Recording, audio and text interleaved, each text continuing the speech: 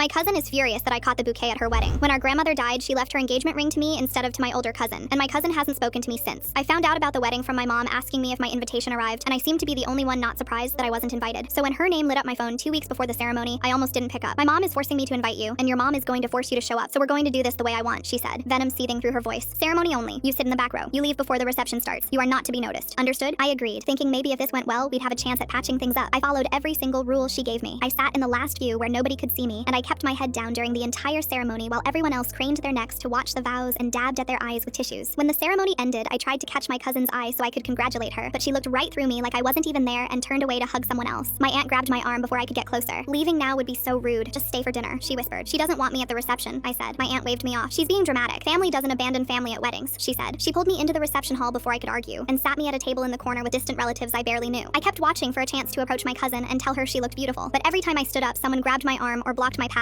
or waved me back down. I finally spotted my cousin near the bar and started to stand, but she saw me moving toward her and immediately turned her back and walked in the other direction. Why aren't you dancing? My mother said when she found me at my table. I'm trying to find a moment to talk to her, I said. She grabbed my wrist hard. Stop being antisocial. You're embarrassing me, she said. She dragged me onto the dance floor for one slow song that felt like it lasted an hour. When it ended, I spotted my cousin standing alone by the gift table and I started walking toward her. She looked up and saw me coming and her jaw tightened and she leaned over to her maid of honor and whispered something while staring directly at me. The maid of honor stepped in front of her like a bodyguard. I stopped walking. Then the DJ announced the bouquet toss and my aunt physically pushed me toward the group of women gathering on the floor. I really can't do this, I said. Stop making everything difficult, she said. She shoved me into the crowd. I tried to stand in the very back behind everyone else where no bouquet could possibly reach me. My cousin walked to the front of the room with her back turned and I watched her wind up and throw. The bouquet sailed over everyone's outstretched hands, too far, too high, and it came straight at my face. I caught it on pure reflex because the alternative was getting hit in the teeth. The room exploded with cheers and everyone turned to look at me. I immediately searched for my cousin. She had spun around to see who caught it and her face twisted with rage. I tried to hold the bouquet out to her, but she was already shoving through the crowd. Give it back right now, she said when she got right in my face. Take it. I don't want it, I said. I pushed the bouquet toward her. She slapped it out of my hand so hard the flowers exploded across the floor. You couldn't let me have one day without making it about yourself? She screamed. I've been trying to talk to you all night to tell you congratulations, I said. She shoved me with both hands into the champagne tower behind me. The whole thing came crashing down in an explosion of glass and champagne that soaked my legs. People screamed and scrambled backward. I stumbled sideways and my hip hit the cake table. She lunged at me with her hands going for my throat and I ducked and she went over me and face first into her own 4-tier wedding cake with a wet, heavy crash. She came up covered in buttercream from her veil to her waist, screaming, and came at me again. Her new husband grabbed her around the waist. She thrashed against him. Get off me! I'm going to kill her! She shrieked. Stop! Everyone is watching! He said. She elbowed him in the stomach and broke free. I ran for the exit and she chased me with her heels smacking the floor behind me and her mother screaming her name from somewhere in the crowd. I made it through the double doors and into the parking lot and then I stopped and turned around. She burst through the doors and froze when she saw me just standing there with my arms at my sides. Her new husband came through right behind her with his mother and his father. She was standing in front of all of them with her wedding dress destroyed and frosting dripping down her face. Her new father-in-law looked at her, then looked at me, then looked back at her. What in God's name is wrong with you? She didn't have an answer for him. She returned my wedding gift to my house unopened. It was the ring.